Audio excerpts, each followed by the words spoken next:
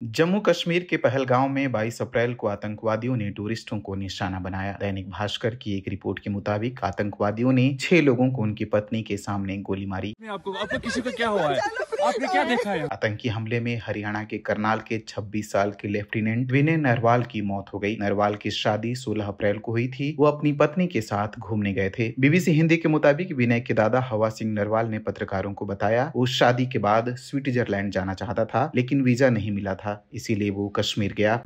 यही अपील है हमारी तो प्रधानमंत्री जी से भी कि इसको उग्रवादों किसी भी तरह से भी खत्म करें। यही अपील गवर्नमेंट से अर्ज है हमारी कि ऐसे आदमियों को सख्त से सख्त उनको सजा मिलनी चाहिए और इस उग्रवाद को खत्म किया जाए, किसी तरह से भी किया जाए, ताकि आगे भी कोई ऐसी घटनाएं ना हो, चाहे वो सिविलियन है, चाहे आर्मी का है, कोई भी है, किसी के ऊपर भी ऐसी कार्रवाई नहीं होनी चाहिए, ऐसी घटना नहीं घटनी चाहिए।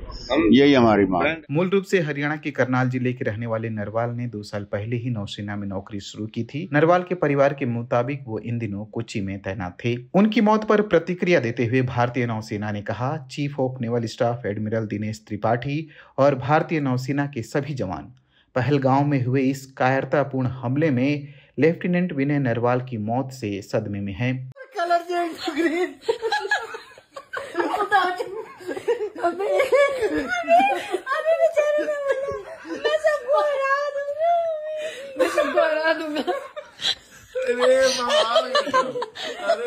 आतंकवादियों ने कानपुर के शुभम को भी पत्नी के सामने गोली मारी। इसी साल 12 फरवरी को उनकी शादी हुई थी। शुभम और उनके परिवार के 11 लोग जम्मू कश्मीर घूमने गए थे। शुभम के पिता संजय द्विवेदी कानपुर में ही सीमेंट के कारोबारी हैं। मेरा नाम सौरभ द्विवेदी है। जो घटना में जिनको गोली लगी है वो शुभम द्विवेदी मेरे चचेरे भाई हैं। वो और उनकी वाइफ घुड़सवारी करते हुए गए हुए थे ऊपर। वहां पर जानकारी हम लोग को ऐसे हुई कि भाभी ने फोन किया नीचे ताऊ जी को कि शुभम भैया को गोली मार दी है सर पर। ऐसा बताया जा रहा है कि नाम पूछने के बाद गोलीबारी वहां पर शुरू करी है और सर पे गोली मारी गई है। करीबन 3 बजे हम लोगों ने यहाँ से हालचाल लेने के लिए उनको फोन किया तो हम लोग को भी तभी घटना का पता चला कि उसके लगभग 10-15 मिनट पहले ही घटना हुई थी। और एक वीडियो वायरल हो रहा है, उसमें भी इन लोगों ने पहचान करी जिसमें इन लोगों को शुभम भैया दिख रहे हैं, जिनमें उनके सर पे गोली लगी हुई। मंजुनाथ, शिवमोगा, कर्नाटक से हम इंडियन ट्रैवल स्टोर्स में बुक करके कश्मीर प्रवास में आए हैं। अब हमारा कश्मीर टूर का दूसरा दिन है।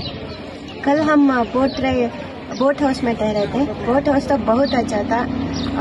अब हम शिकारा राइड कर रहे हैं। कश्मीर में शिकारा राइड करवा रहे हैं मोहम्मद रफीक जी, और हमारा सब टूर ऑर्गेनाइज किया है काजल Thakur ji, Indian travel store से।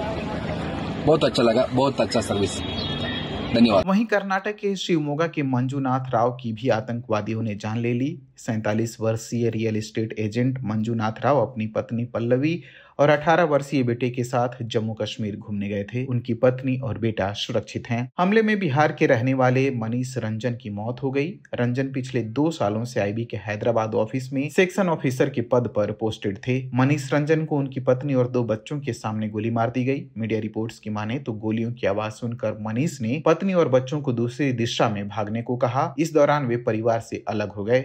आतंकवादियों ने उन्हें गोली मार दी। रंजन की पत्नी आशा देवी और बच्चे सुरक्षित हैं। न्यूज एजेंसी रॉयटर्स के मुताबिक पुलिस ने बताया कि आतंकवादियों द्वारा पर्यटकों पर की गई गोलीबारी में 26 लोग मारे गए और 17 घायल हो गए। ये देश में पिछले 2 दशकों में सबसे भीषण हमला है। पीड़ित केरल, महाराष्ट्र और उत्तर प्रदेश सहित भारत के विभिन्न हिस्सों से थे। मृतकों में 2 विदेशी नागरिक भी शामिल थे।